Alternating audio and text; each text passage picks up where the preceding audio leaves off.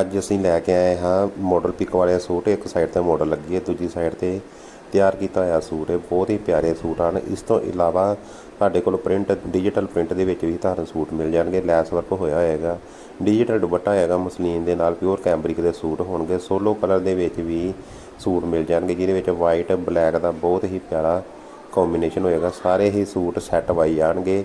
ਬਹੁਤ ਹੀ ਪਿਆਰੇ ਪੀਸ ਹਨ, ਗਰਮੀਆਂ ਦੇ ਵਿੱਚ ਪਾਉਣ ਲਈ ਬਹੁਤ ਹੀ ਠੰਡੇ ਕਲਰ ਹਨ ਸਾਰੇ।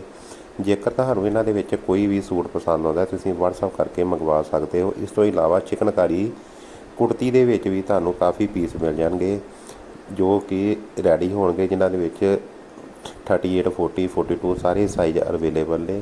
ਜੇਕਰ ਤੁਹਾਨੂੰ ਇਹਨਾਂ ਦੇ ਵਿੱਚ ਵੀ ਕੋਈ ਪੀਸ ਪਸੰਦ ਆਏ ਤਾਂ ਤੁਸੀਂ ਸਾਨੂੰ WhatsApp ਕਰਕੇ ਮੰਗਵਾ ਸਕਦੇ ਹੋ। ਜੇਕਰ ਤੁਹਾਨੂੰ ਸਾਡੀ ਅੱਜ ਦੀ ਵੀਡੀਓ ਪਸੰਦ ਆਏ, ਵੀਡੀਓ ਨੂੰ ਲਾਈਕ ਅਤੇ ਚੈਨਲ ਨੂੰ ਸਬਸਕ੍ਰਾਈਬ ਜ਼ਰੂਰ ਕਰਿਓ ਜੀ, ਅਤੇ ਵੀਡੀਓ ਨੂੰ ਲਾਸਟ ਤੱਕ ਜ਼ਰੂਰ ਦੇਖਿਓ ਤਾਂ ਕਿ ਤੁਹਾਨੂੰ ਸਾਰੇ ਹੀ ਸੂਟ ਦੇਖਣ ਨੂੰ ਮਿਲ ਸਕਣ। ਧੰਨਵਾਦ ਜੀ।